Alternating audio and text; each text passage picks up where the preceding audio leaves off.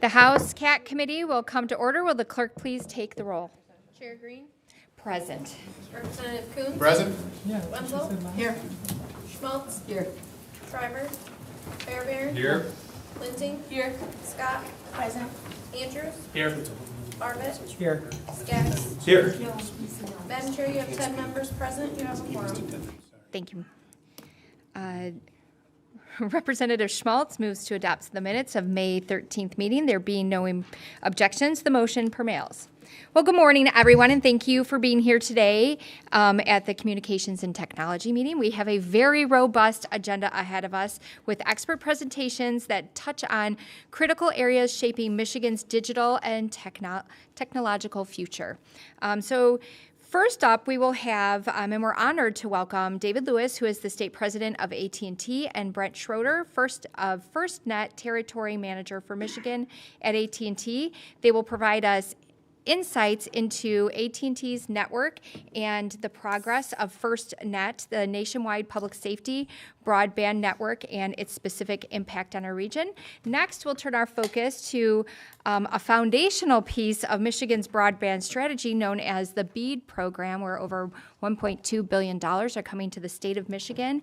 And BEAD stands for the Broadband Equity Access and Deployment. Eric Frederick, who is the Chief Connectivity Officer from the Michigan High-Speed Internet Office, will present updates on the program's implementation, including important changes to scoring metrics in response to inquiries from me personally to Mr. Frederick. And he also has provided formal written responses, which I have given to the committee members, which I believe are at your seats, so you can review that. Finally, we will explore the rapidly evolving world of digital finance as a carryover from last week, and we will have Eric Peterson, the Policy Director of Satoshi Action Fund, who will offer a presentation on cryptocurrency. And then I will allow Mr. Jones, did I say it? Jones, I can't, to speak at the very end. So each topics, today is our continuing commitment to ensure Michigan remains a leader in technology and innovation. So the button just for at your table is to press for the microphone on. So all the presenters, please make sure you press the microphone button. And of course, we have a lot, so keep your comments concise so we have plenty of time to ask questions. So presenting first now is David Lewis, the state president of AT&T, and Brent Schroeder, FirstNet Territory Manager for Michigan and Wisconsin AT&T. And you may begin when you're ready. Thank you. Thank you, Chairwoman Green, Vice Chair Coons, Minority Vice Chair Scott, and members of the committee. Let me start by apologizing for the sniffles you may hear during my testimony. My allergies are absolutely destroying me right now, so I'll do the best I can to keep it concise. But as was introduced, my name is David Lewis, and I do serve as president of AT&T Michigan, and it is a privilege to be here today. On behalf of my more than 3,000 AT&T Michigan colleagues, I thank you for this opportunity to discuss AT&T's investment in Michigan and our networks, including the FirstNet network for public safety that Brent will be talking about shortly. At AT&T, it is our job to connect people to greater possibilities, connect people with friends and family, connect people to work and opportunity, connect people to learning and growth, and to connect people to safety and security. Connection is our core mission because we believe every American deserves access to fast, reliable connectivity when it matters most. Whether it's an important call to a family member or a friend, to an internet that powers work and online learning, to the connection that first responders rely on to protect and keep our community safe. It's this connectivity that's powering economic growth and supporting job creation across Michigan and our country. For nearly 147 years, AT&T has been proud to connect people to communities in Michigan, and it remains our focus today. But building broadband networks across the country does require substantial investment, and we have been committed to making those investments in all facets of our network, from fiber to 5G to FirstNet. Here in Michigan, we invested nearly $2.4 billion in our network infrastructure from 2020 to 2024 to connect more people to greater possibility.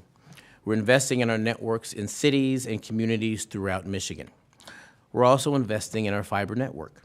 In the late 2024, we announced an ambitious new goal of reaching more than 50 million locations across the country with fiber by the end of 2029, and that work is underway. In Michigan, we have more than 3.1 million fiber miles in the state, and AT&T Fiber is now available to more than 760,000 customer locations in more than 115 communities.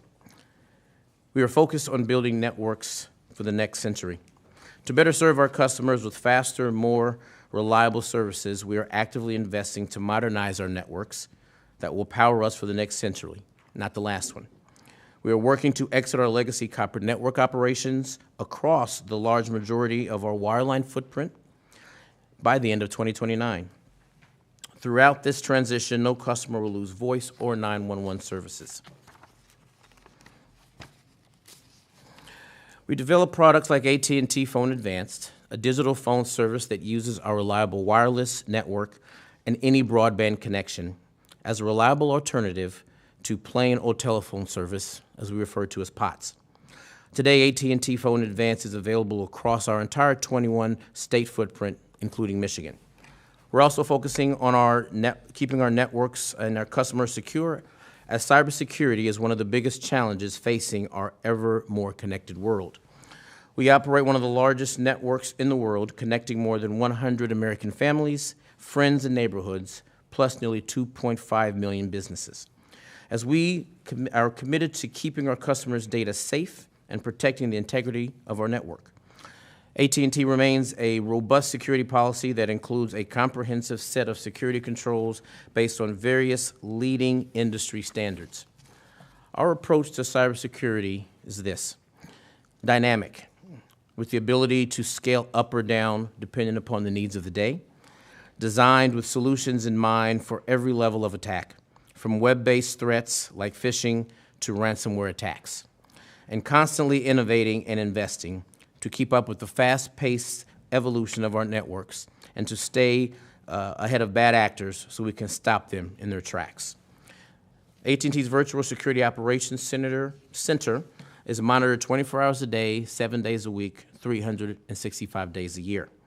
We process around 11 billion security events each day, and we hold more than 1,000 security-related patents. We take cybersecurity very seriously, and we are committed to protecting our network and our customers' data. We're not just investing in our networks, we're also investing in our communities. AT&T has committed $5 billion nationally since 2021 to help close the digital divide, the gap between those who can fully participate in the digital world and those who cannot. Our goal is to help 25 million Americans get and stay connected by 2030 to help close that digital divide. Our strategy is guided by 3 pillars: expanding access, enhancing affordability, and driving adoption. In Michigan, we've worked to address the digital divide not only through expanding our networks, but also through device distributions with those that don't have any at home. Digital literacy trainings to help people gain the skills they need to advance in the digital world, and opening a new connected learning center to provide free computers, free Wi-Fi, and free internet and fiber through those areas, along with digital literacy courses. We do have 2 connected learning centers in the city of Detroit that are active, and we're happy to announce today that we recently are going to be opening a 3rd connected learning center in Grand Rapids later with Baxter Community Center. We're very excited about that ribbon cutting. It's going to take place around in the 4th quarter. But finally, as America's public safety communications partner, we've also been focused on expanding and enhancing FirstNet, built with AT&T, our dedicated wireless network for public safety, to give first responders better access to their network. Connectivity especially important for our Michigan public safety members who put their lives on the line to protect their communities. FirstNet has become even more important today as extreme weather events have become more common. FirstNet helps to help first responders, communities that are connected during the weathers and the events that have happened throughout not just the country, but obviously in the northern part of the state that took place recently. So I'm happy to have with me Brent Schroeder, Manager of Mobility Solutions for FirstNet here in Michigan, to talk more about FirstNet and its benefit for public safety. So I thank you for your time, and after Brent talks, I'd be happy to field any questions that you all may have. Brent. Thank you, David. Thank you, committee, for the time today. I thought I'd start with just a brief overview of what FirstNet is, in case some of you weren't aware of what the program is and what it is not. At the recommendation of the 911 Commission, in 2012, Congress enacted legislation to set aside Band 14 spectrum for public safety and formed the FirstNet Authority under the Department of Commerce to improve public safety communications. AT&T was awarded a 25-year contract to build and maintain that FirstNet network in early 2017. Michigan adopted the program as the 10th state in the country. You're an early adopter, thank you for that, in September of 2017. During an emergency, that Band 14 spectrum can be cleared and locked just for our FirstNet subscribers, giving first responders priority and preemption not only on that spectrum, but also on all of AT&T's commercial spectrum bands. A separate dedicated core was also built at the request of the FirstNet Authority, and we're building a standalone 5G core at the request of the authority as well, which is targeted for availability in early 2026. As of April 2025, there are over 7 million connections being used by over 30,000 agencies nationally, 885 devices being able to be used on the network, and 2.99 million square miles of coverage that have been added to AT&T's coverage area. We also have 180 deployable assets available to take coverage to our first responders in case we still get areas that don't have any. 2 of those assets are actually housed in the state of Michigan. In Michigan, the public safety agencies are totaling over 920 that are using FirstNet, including participation from all the tribal communities in the state. Starting in 2021 and completing in 2022, FirstNet took the unprecedented step to deploy S1U encryption to the entire network. We touched every cell site, every data center, and that national standalone core is part of that process. FirstNet is the only nationwide network that has encryption along the entire route. Traffic from the device to the tower, through the backhaul, to that separate core, and back again. The only network in the country that can say that. We're also taking it to the skies. AT&T is using AST Mobile to bring satellite coverage beginning in late 2025. AT&T and FirstNet have already been granted access by the FCC and performed successful tests utilizing AST Mobile, direct-to-handset communications. The FirstNet network will also be used with satellite coverage, including priority and preemption, as well as mission-critical solutions, just like the terrestrial network uses.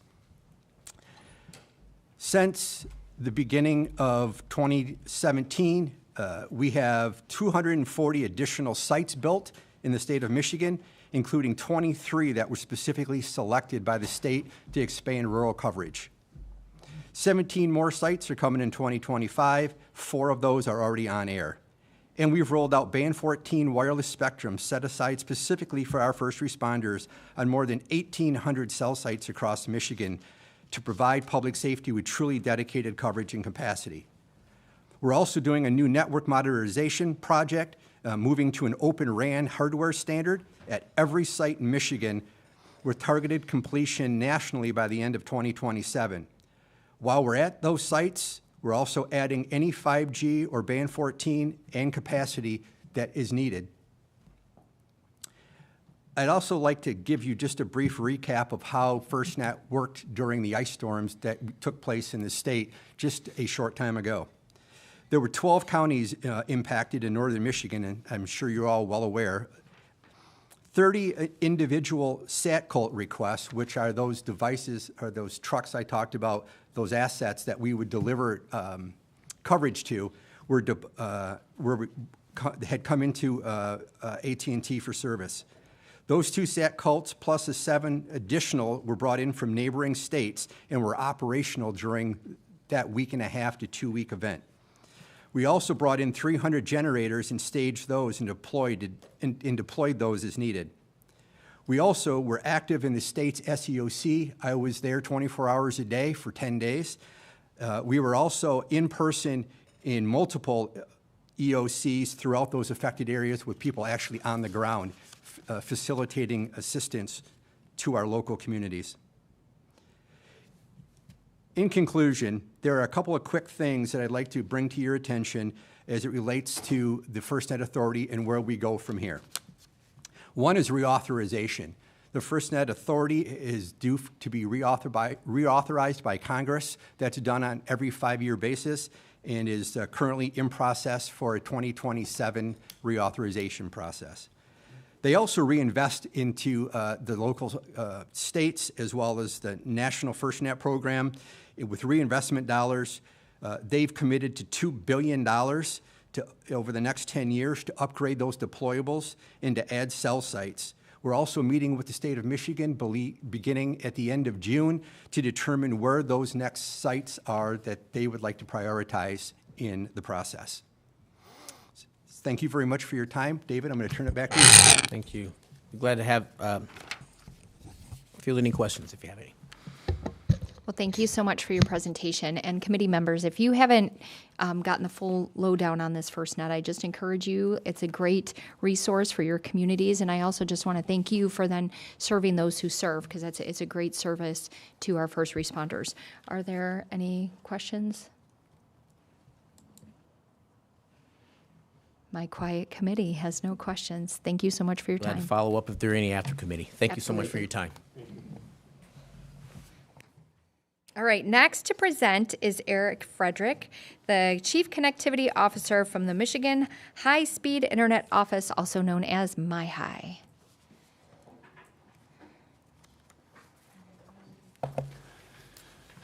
Good morning, Chair Green, Vice Chairs, members of the committee. My name is Brennan Smith, and I'm the Deputy Director of Legislative Affairs for LEO.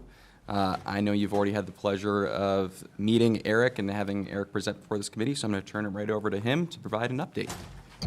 All right. Thank you, Brennan. Thank you, Chair Green, and members of the committee for having me back. I'm very excited to share an update on the BEAD program with you. As you may know, we have ended our first round of project applications for the BEAD program, and I have some detailed statistics for you on the impact of that for the state of Michigan. One of the things I always like to share when I begin a presentation is our mission at the MIHI office, and that is to create a more digitally equitable state where everyone can leverage technology to improve their quality of life, from healthcare to public safety to education and beyond. A quick update on the Robin program. As you know, the Robin program is a $238 million grant program that is building fiber connections across the state of Michigan right now. We project to have 72,000 homes and businesses connected through this program. And since my last update to this committee, we have passed 20,000 locations connected so far, or 27%. And we know that the internet service providers who receive these funds are gearing up for a very busy construction season this summer. And then, of course, next summer, because all of these connections must be completed by the end of 2026 per the federal funding for this program. So they're making great progress, and you can see all the purple areas on this map are those that are impacted by the Robin program. A few reminders about BEAD, just for context. Again, this is the single largest investment in high-speed internet infrastructure in the nation's history at $42.5 billion nationwide. Michigan's allocation is $1.559 billion, the fourth highest allocation among other states and territories, implemented by the NTIA and, of course, by our office as well. And the subgrantees for this program can be anything from for-profit companies, nonprofit companies, local governments, state governments, Indian and tribal communities, higher education, and beyond. Again, BEAD is designed to fill in the gaps between areas that already have service and those that already have funding commitments from other programs. So on this map, the blue areas represent places where internet service is being built out right now, either because of our Robin program or because of a myriad of other programs that the federal government has implemented, including the USDA Reconnect, other NTIA programs, the FCCs. The biggest of this is the Rural Digital Opportunity Fund from the FCC. But the blue areas on this map represent where service is already being built out right now and represents about 366,000 homes, businesses, and institutions across the state. The red dots on this map are where the BEAD program is designed to reach. So all the red dots represent 248,000 homes, businesses, and institutions that do not have qualifying internet service, that are not part of another funding program already. So the red are all the areas of the state that we need to build to with the BEAD program. And one of the things that we're doing at the MIHI office is we want to make sure that we are not building bridges to nowhere, if you will. We don't want to build to rocks and hay bales and docks. And we want to make sure that all the networks that are being built are going to places that need that service. So one of the updates I want to provide for you is about creating some efficiencies in the BEAD program and identifying locations that don't actually need service. The BEAD program relies very heavily on the FCC's what's called a Broadband Serviceable Location Fabric, or BSL fabric. And this is simply a geospatial layer with dots on every single location in the nation that needs internet service. Now, as you might imagine, the FCC doesn't get it right all of the time, and so there are dots across the state of Michigan that don't actually need to be there. I've shared some examples that we've found in Michigan of places that don't actually need internet service. Places like this looks like a palleting warehouse, this power transmission tower, this shed in the middle of a field. We want to make sure that, again, we're building internet infrastructure to places that actually need service. And so we've done a very detailed analysis of these locations in the state, and we've cut about 16,000 of those BSLs from that 248,000 count of places that were erroneously identified as places that do not need internet service. And so again, we want to make sure that we're, again, not building to places that don't actually need service that the FCC has identified as locations, or to places that already have service as well. So we've worked with our internet service provider community to gather evidence from them about where they already provide service and make sure that we're not building there as well. Again, being as efficient as we possibly can with the federal dollars that we've been given. So here's the update for the BEAD program. Our first round of applications closed on April 9th. We received 394 applications from 34 companies to deploy high-speed fiber optic internet service to those BEAD-eligible locations. And more than 194,000 BEAD-eligible locations, unique locations, were included in at least one project application.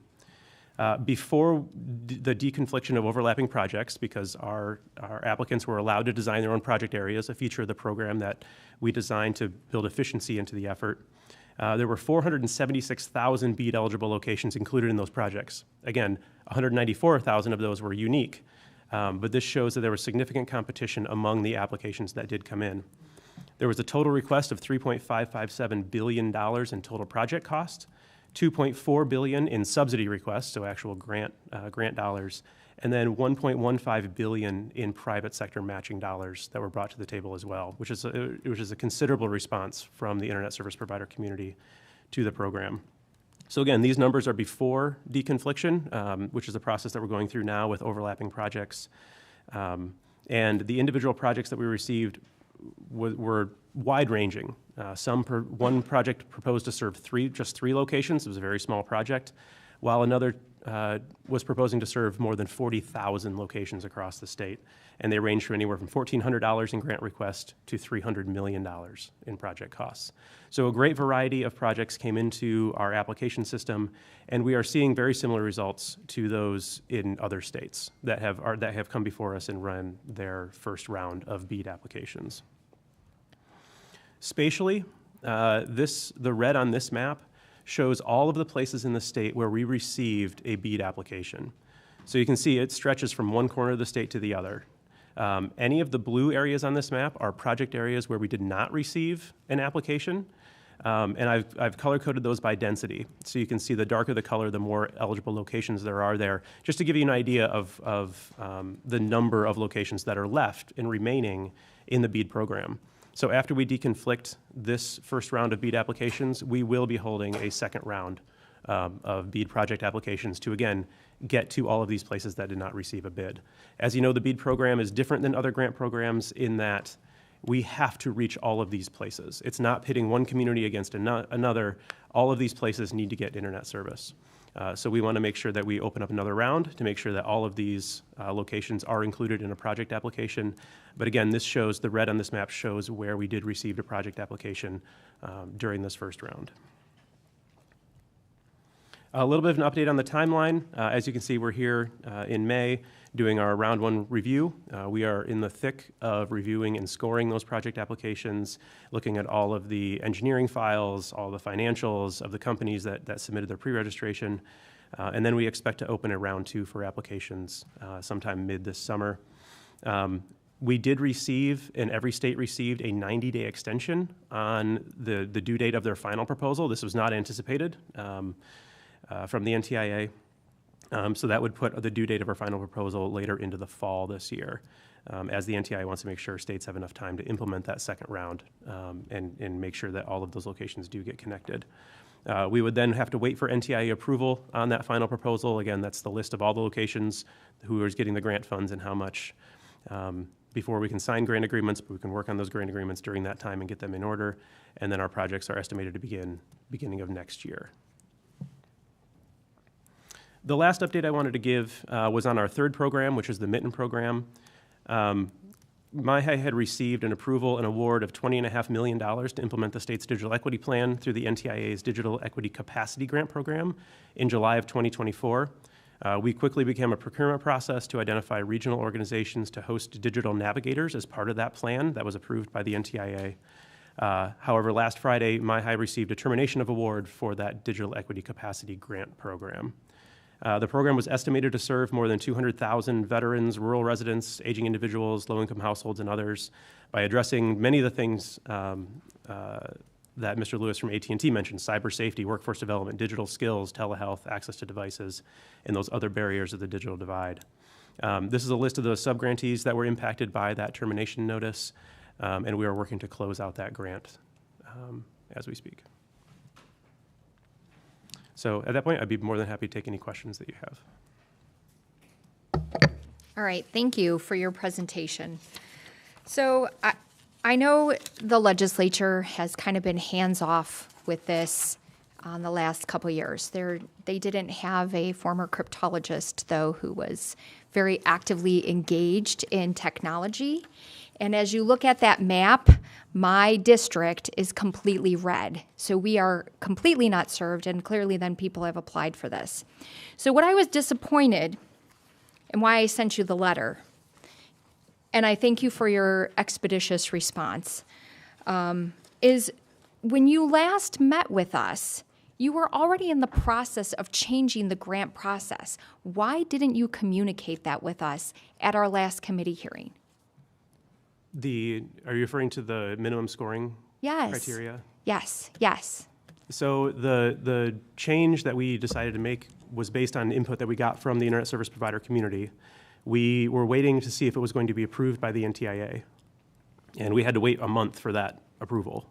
And the NTIA determined that to be a non-material change to our process, and therefore something that we went ahead with in the program. So how many applicants did you have before? And I know that's in the letter, but I want the public to hear this. Yeah. So we had 0 applications submitted when that change was made. And so clearly you needed to move the goalpost so more people could make a goal, correct? We wanted to make sure that we had participation in the program because we have to get to all of those places. And the feedback we got from the internet service provider community was some of these places are going to be extremely expensive and difficult to build to. And even with the scoring rubric that you have, we're not going to be able to build for the costs that are anticipated, simply because they are too expensive. And so we wanted to make sure that we had the providers able to apply for these programs in those toughest to reach areas, and therefore made the decision to lower that criteria. So you clearly see that there were problems in your volume 2 criteria then? In that particular piece. Okay. I guess that's what our theme this term for both bipartisan is transparency. And I guess I really felt that I was slighted because you sat in our committee and you could have indicated that you were already in the process of making changes because you already submitted the draft.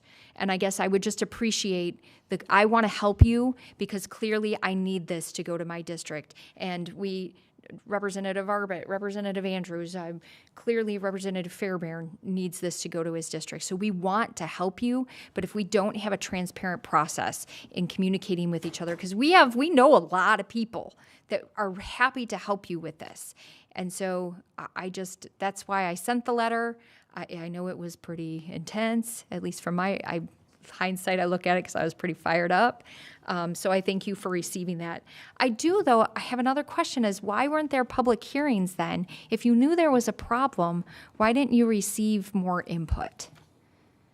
like publicly? Because So- you said they were contacting you privately, but why didn't you have any public hearings on that then? So they did contact us during our public office hours that we held. So we had public office hours at the same time on the same day every single week of the BEAD application process for those 90 days. And we had internet service providers attend those every single week, and that is where they brought up that feedback, was Okay. at those public office hours. Well, so did you ever consider then extending the deadline then, so those people who felt they fell short could have had an opportunity to apply then for round one? We did not. We did not anticipate, one, that the NTIA would take so long to approve that modification. The extension of that deadline would have likely been a material change at the NTIA. And we wanted to make sure that we were sticking to the timeline that we had to get our final proposal in, meaning that we had to stick to that 90 days for that round one application, because we still have another whole grant round to run. So there is another opportunity for folks to participate in the program in that round two. Do you believe there will be money left over I for do. round two? I absolutely do. Okay. Can I go backwards in my slides? Yeah, real quick? that'd be great. So if we look at this math here, so the important part to look at is this $2.4 billion in subsidy request. So the $5,053 per location.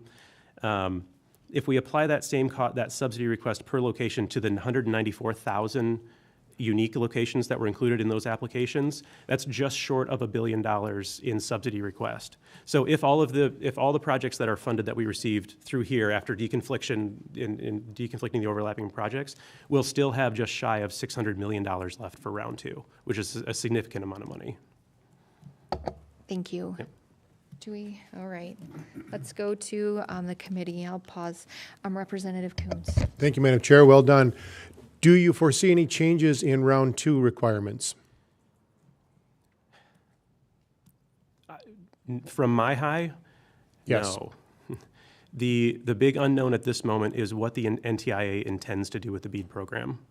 There's been a lot of rumor and speculation about changes to the BEAD program coming out of the new Secretary of Commerce office and the nominated Assistant Secretary for the NTIA. And we don't know what changes for BEAD are coming.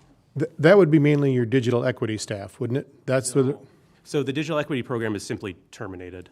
The BEAD program, we have heard and anticipate some sort of policy changes from the NTIA for the program, but we don't know what the scope of those changes are. And that is one of the biggest question marks we have at the moment. And I'm absolutely piggybacking on the chair. Are we going to have that before we start the application process so we don't have a change again? That's where I was going. So I definitely want to make sure we receive new policy guidance from NTIA before we start round two. And again, because we don't know the scope of that change. It could be very small. There's many parts of the BEAD program that internet service providers don't like. From some of the environmental requirements, permitting requirements, to some of the workforce requirements. There's lots of things in there that were added.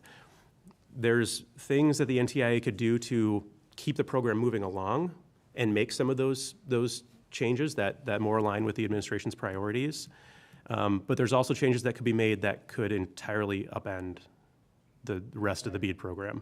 And so, yes, but at this moment, we still have a law and a plan to implement, but we do know that policy notice is pending. We've heard rumors that it could be mid-June when it's released. Again, we don't know, but we do plan to wait for round two. Well, and that's something we'd be happy to communicate with our federal representatives as well. We have a direct line to them, and if there's questions we should be asking them on moving that along, or department heads, or some of us even may know these folks who are getting appointed. So we're happy to help with that if you have questions and things that you needed outlined. Sorry, go on. Thank you, Madam Chair. All right, thank you. Next, we have Representative Shriver. Thank you, Madam Chair. Can you provide any details as far as the systems that are in place to prevent this kind of midstream correction in future broadband programs? Yeah, again, we work very closely with our federal partners who monitor us quite closely. And so, this is a program that hasn't existed quite in this state before, or this scale, really. And so the idea of a minimum score was not something that existed in other grant programs. So we do want to prevent those changes going forward. We heard a pretty significant outcry from potential applicants and wanted to make sure that we weren't unintentionally hampering participation in the program. I don't foresee those going forward. And again, depending on what the NTIA directs states to do for the BEAD program and the changes that we foresee coming, hopefully those are the last changes. Just to put it plainly for the folks back home, are there any, how would you enunciate the systems in place to prevent this from happening again? Like why would we be sure that this wouldn't just continue to happen? We have a pretty robust feedback system. Again, whenever we open an application window, we hear from those applicants. We publish memos whenever something like this does happen and take in for consideration. And so we want to prevent deviations from our plan. But when our plan, unintentionally prevents participation, we want to recognize that. But we want to stick to our plan as much as we possibly can. Those mechanisms that you just mentioned, are those new? No, not necessarily. Okay, have you made any changes to prevent this from happening again? Is there anything that wasn't already in place that is now in place to prevent this from happening? Go ahead. Thank you for the question, Rep. Shriver. I think what we've seen is that the process that MIHI is using and the process of gathering feedback, holding these open office hours is working, because we got the feedback and we submitted the request to NTIA. It took them a month to respond. That's not something we can exactly control, but we worked very quickly to make sure that we got the feedback and then submitted the request so we can make that change during the process. And again, the point was not to exclude anyone, but to actually address a concern that was brought up by the community and make sure that folks had an opportunity to participate. That strategy just seems a little bit reactive. And so I'm just wondering if there's anything in terms of antecedent interventions, preventative measures, in order to catch this stuff so you're not just kind of waiting to hear from people after the crap hits the fan. I think that'll be addressed because round one is already done. So we'll have round two, and we'll probably, I'm watching this clearly with All right. a keen eye. Okay, thanks. One more question. Do you accept responsibility for failing to communicate this shift clearly and in a timely manner to the legislature and the public? Yeah, I will take that and work to better communicate that in the future. Thank you. Thank you, Rep. Shriver. I do have two follow-up questions. Do you believe that the applicants who pulled out early due to that high threshold deserve an opportunity to have a second chance? So I don't know that we had any that pulled out because of that necessarily. So we had 40 companies that had pre-registered for the program, meaning that they submitted all the information that they need to participate in the program, and those continue to roll in even during that change and prior to. So we opened pre-registration in June of last year, where companies could start to submit their information, and that information just kept coming. And so we had 40 companies that had pre-registered for the program, and we didn't receive any feedback that they were backing off of those. The minimum score only impacted the individual project applications, not the actual entities that pre-registered for the program. I guess I did receive a little bit of feedback from that, and they were clearly hesitant. That's also what triggered the letter, too, and why I've been watching this with such a keen eye, because you kind of snuck that change without letting us know that was happening. A random question: when you went to the mapping, did you physically check with the census or anything on those buildings? Because I know they may not be habitated, but I do know like barns and stuff sometimes actually do need internet. Yes. So the information we get from the FCC, again, let's take a farm for example. Okay. So usually for a rural farm, you'll have the main farmhouse, and then you'll have large barns and outbuildings. So the FCC tries to identify a single location on that property as the broadband serviceable location, and then if any of those support structures or accessory structures around it need infrastructure, they're relying on that home or the business building that's there to provide that extended internet service. And so if it's a support structure, a silo, a large barn, equipment shed, whatever it is, those locations do come off, and the FCC has removed a lot of those from Michigan in a lot of cases. But when we're doing our review of these, we are very critical of what we're looking at in those in that information to make sure that we're not inadvertently removing locations, because that's what we don't want to remove a home or a business inadvertently. Well, and I ask that because a lot of farm technology is going digital. I mean, from highly technologically advanced milking systems to feeding systems are all autonomous now, and they do use access to the internet to communicate. So I wouldn't want those buildings to be cut off. That's right. And so we use a lot of property records to determine, especially if it's an agricultural operation, those dots are definitely remaining because we want to make sure that those large, especially the large establishments, like you said, the large milking parlors, even equipment repair needs that kind of technology. So if that is the only building on that property, that stays, because we're not going to remove those for sure. All right, thank you. Representative Skaggs. Thank you, Chair. So just a quick, maybe really just a yes or no question. So you devised a policy based on the best information that you had to try to roll out broadband. You then noticed that applications were sparse. You met with industry, and along with them devised a reanalysis of what the criteria should be to meet the grant proposals. And then you implemented that, trying to continue on with your existing timeline. That's correct? That's correct. So what we really have here is government listening to the impacted industry, modifying its policies based on that dialogue, and then being, thoughtful, nimble, responsive enough to change its policy and make sure that the program will be effective at rolling out broadband. Yes. Yes. Okay, thanks. Yes, thank you. And we're just asking for communication. So we're just asking for clear communication, trust here. I'm heavily invested in this program, probably one of the major reasons why I'm the chair of this committee. So I'm happy to work with you guys. And I hope to hear then, according to the timeline, then an update again in a couple months. So will you come back and continue to give us updates and have that clear, open communication? Yep, absolutely. And I'll take you up on the opportunity to talk about some of the prospective changes coming too. Okay. If that's okay. That'd be fantastic. Thank you. All right.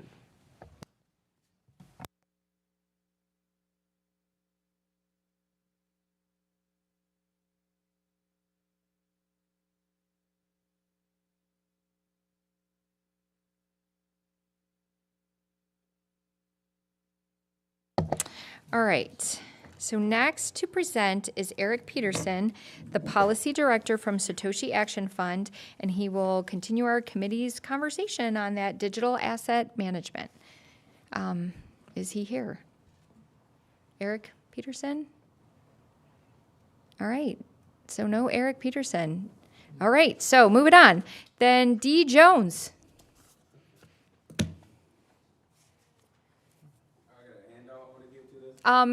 Hold on. We have where is our people? Can he approach? Yes, come on. All right, cool. I'll just give this to the clerk. Sorry, I speak to a lot of government. Thank you, I appreciate it.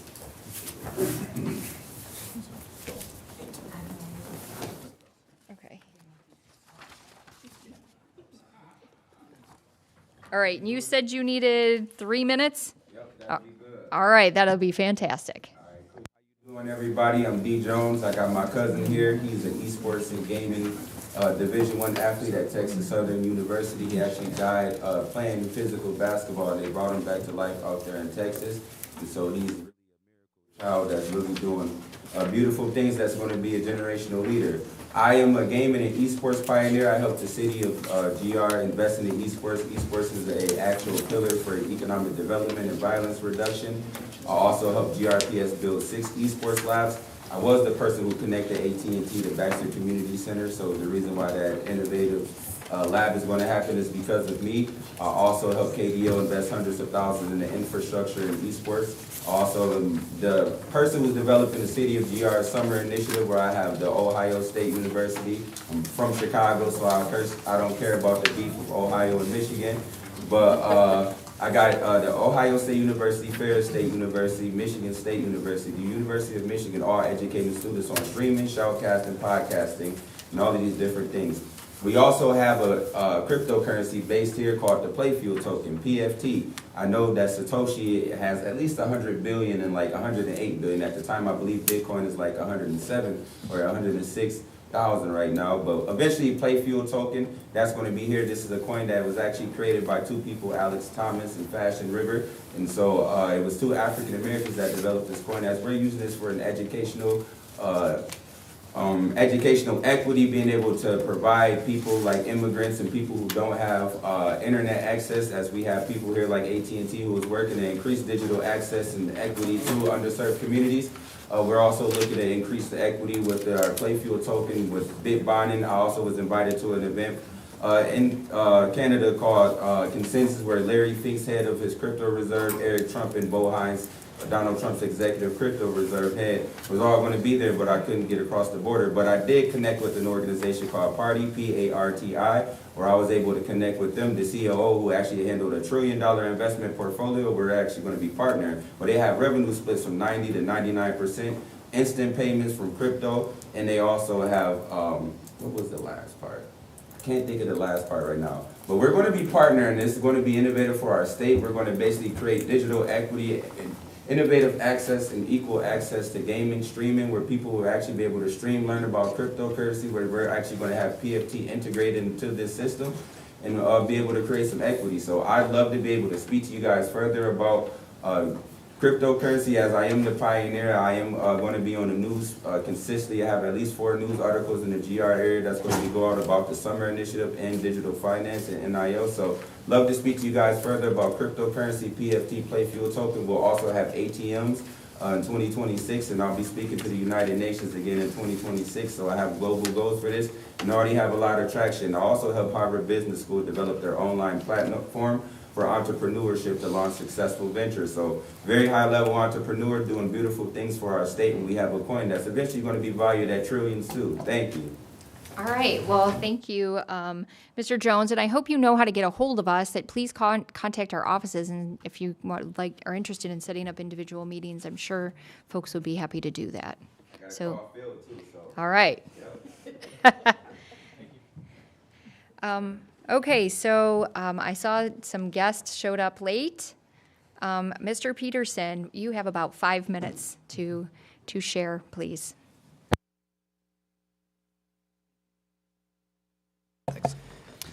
My name is Eric Peterson. I am the policy director of Satoshi Action Fund. We are a nonprofit, nonpartisan organization that works in states like Michigan to pass and educate about pro-digital asset policy. We have so far gotten bills into law in 8 different states. I think we'll be about a dozen by the end of the year. We're really excited to be in Michigan today. I know you wanted me to keep my comments general, so I'll talk a little bit about some of the key aspects for digital asset policy going forward. I think we have a perfectly timed meeting today. Just yesterday, the Senate voted on a bipartisan basis to put forward the Genius Act. The Genius Act is dealing with stablecoins or digital assets that are pegged to the value of $1. We're seeing very exciting movements in the stablecoin industry. They allow for cheaper remittance payments, trade, all sorts of ways in which we are moving through the global finance system to establish dollar dominance and to reduce transaction costs for everyday Michiganders. This is also very exciting because they have a state pathway, so it's something that Michigan could consider building a regulatory structure about to actually have stablecoin companies come and register and be headquartered in the state of Michigan. Outside of that, the policies that we have mostly been working on, you'll see some of them come forward in further days. But it's really about establishing baselines for digital assets across the country. And there are 1.2 Michiganders who own a digital asset of some kind. But in the law right now, there are precious few words, if any, about what they are, how they're used, what they're allowed to be used for, how they're taxed. These are all pieces that Michigan should take a hard look at writing the basic rules of the road, dealing with these sort of pieces. And we've been very pleased to help states move through this, which has often coincided with some of the many great entrepreneurs that you just heard speak before me, feeling that they can expand their business, that they can make more hiring decisions and have more regulatory certainty moving forward. I should also commend Michigan. Michigan owns more Bitcoin and Ethereum, another digital asset, than just about anywhere else in the United States. They have made key and strategic investments in their pension system to protect the assets of folks over a long period of time to make sure that they are getting the value that they have been promised. Since they've made their investments, they've seen excellent returns on them from their public reporting. One of the big pieces of policy we are working on and actually had some great success over the past few weeks is actually building the belt and suspenders around states making investments in digital assets. Generally, those investments have been limited to a certain percentage of the fund, 5 to 10%, and only allowed to invest in high-quality digital assets. For example, only being able to invest in digital assets with a market cap over $250 billion, which would only at this time include 2 digital assets, though, of course, others could be there in the future. That legislation has passed in New Hampshire. It's being voted on in Texas today for a final step, and Arizona has actually come up with a very interesting way to actually put digital assets on their books as well. Another key part that we've had conversations about have been about energy use. There's a lot of folks who are interested in energy, both for AI and digital asset mining. There are a lot of regulatory frameworks to build out in terms of where they're allowed to go, how Bitcoin mining can interact with your energy grid to actually bring down the energy prices for Michiganders, to be a partner for industrial loads of energy, like auto manufacturers, and really make Michigan a better place to do business on an energy perspective. And finally, there's been a lot of great conversations about for the 1.2 million Michiganders who do own digital assets, about what happens if they have unclaimed property.